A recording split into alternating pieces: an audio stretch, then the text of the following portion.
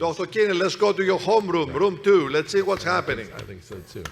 Yeah, I like the word home room. Room 2 is where the most of the live cases has been done and relayed to the relay that we do every month and the entire world, what we call the Taj Mahal of the cath lab here. So myself and I have Parasuram, he's our structural attending, but a young budding great interventionist. Then I have Isha, our fellow. She was also homegrown, all her fellowship, everything done in Mount Sinai, and she's going to stay as a faculty here. So you'll see her in many of the live cases with me, and of course the whole crew from the morning right here. Okay, so if you can show the slide, which is live case number 7, 68-year-old male with stable angina right now, but when he first presented, which was 2 weeks ago, he presented to his cardiologist, who is a Mount Sinai cardiologist, also had angina class 2, but more important is that look at his ischemia, extensive moderate anteroseptal apical ischemia. When you see something extensive, you know that you are going to find a totally occluded vessel. So he has multiple risk factors. Years ago, he had a history of MI. At that time also, I took care of him. And this time when he presented, he had shown a lady that was total and a significant 90% lesion of the circumflex, which we took care. So this is his angiogram. The LPL stent looks good.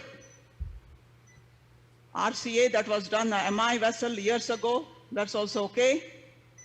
And right. EF is about 45%. So let me show you the cranial picture. So what is interesting here, yes, we have a mid-LAD, that's CTO, and heavy calcium. Before we give any kind of dye, there is a tramp track calcium right there. Right. So you have a CTO, about close to 20 millimeter lesion, calcium, and a side branch. So it makes it JCTO score of 3 in this patient. So we thought, this kind of situation, again, the discussion could be, it's a good case, distal vessel is beautiful, that he could go for just a robotic lima, and we could have done the PC of the circumflex, versus the earliest discussion that, try, what it has been shown. Anybody with a JCTO score greater than 3 should go to, the center of excellence to do the CTO. So that's one, or at least give a try, and if we fail, maybe at that time you can refer him for a single vessel, a robotic lima to LAD. So this is where we are.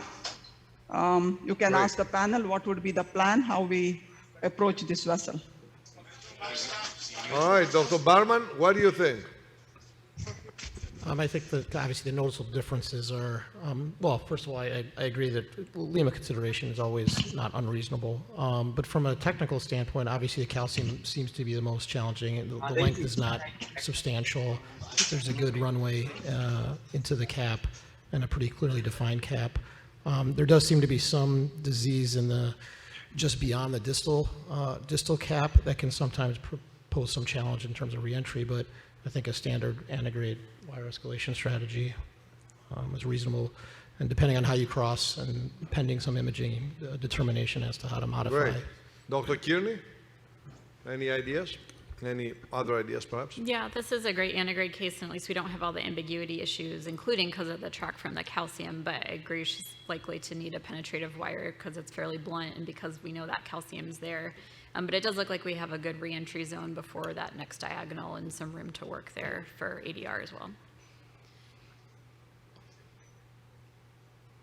Okay, so I'm going to start the strategy the same. I have a fine cross and fielder, so I can get where we are. We already are there.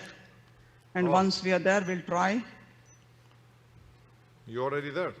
Ready No, to means we were all not there, means we are not, the fielder, we are with the fine cross and fielder, but fielder would not go further.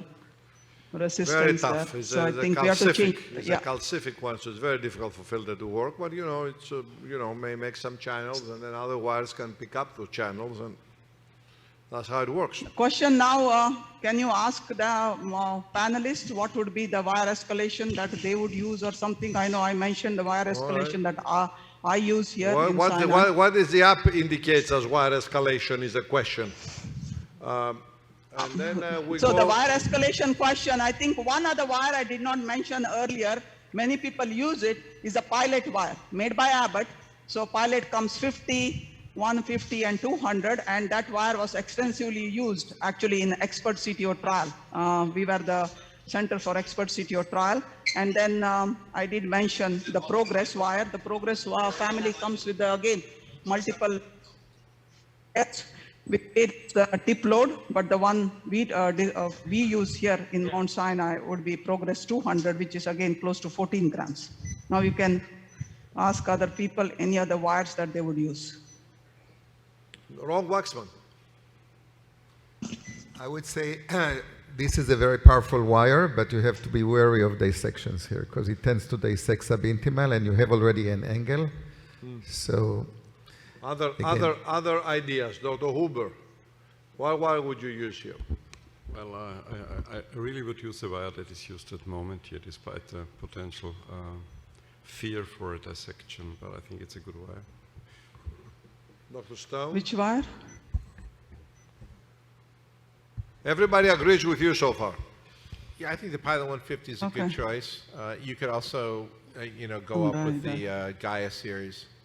The key is tip control. You want to be able to really feel this lesion. Because if you're up against a little calcific nodule, it'll deflect and it'll become subintimal. Yeah, the deflection in the distal part, Retrograde. particularly because there's a high-grade stenosis with the calcium, is a really concern here. Okay, antegrade only you see, right? Some antegrade dye? Let's take a picture, see where you are. Retrograde picture, please. No, antegrade actually you're seeing more than retrograde, I think. Okay, go both antegrade and retrograde. Okay, first retrograde. Go I think it's a retrograde. great You see result. anything? Oh, yeah, a guide came out. Retrograde. Oh. Okay.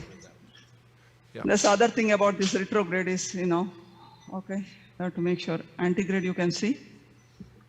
Wait. Antegrade, we're not going to see that much. We need to verify the distal wire position, but now you're in an unusual projection to engage a guy. There you are. Okay. Okay. Give me. Go antegrade. Okay. I think we are in the lumen there. Yeah. Looks pretty good. Yeah. Well, So this was let's see Miracle if we, 6, let's see okay? if we advance it over the distal. Yeah. Yeah, Miracle 6. Yes. I don't know. I may be the only one that uses Miracle 6. Yeah, I guess so. I would have gone with Confianza Pro 12. Okay, I know you like confidence. Miracle 6 is still a good wire. I know that was your next one. That's good. Great. Okay, No, now, it's a great I'm going to change example. to rota. Yeah. Yeah, I'm going to change to rota. Now, other wires that we did not mention, but probably in the calcific vessel, actually we have laser ready in this room because many times in a calcific lesion, we'll be able to cross, but here fine cross, or the wire catheter usually do not cross. In that situation, remove it out, and then we know, like we crossed here, we know that we didn't create any dissection. Laser is not a bad idea that you go and lumen, and then you can either dilate with a balloon, or if you really have a lot of issues, then go rotational atherectomy exactly the way we did in the other room. The other wires that which should be used cautiously is the Astato group. The Astato actually comes with the 20 and 40. The tip load is 20 and tip load of 40 in the coronary could be used in the calcific vessels to make sure that you can puncture the proximal cap. So I'm going to change to rota wire, and since the fine cross crossed, we'll probably use a 1.5 bar, then balloon, and do a stent. Yeah, very good. Why don't we, this was expected. There was a great demonstration of the crossing. Let's go to the, when I put this on the side, when I keep watching you work, and we're gonna silence though the room 2, so we can proceed with our 2 lectures on the guidelines. Thank you and congratulations to Dr. Kinney and Dr. Sharma for 3 great cases, 2 CTOs and 1 rota cut. And I'd like to thank the panel for joining us up here.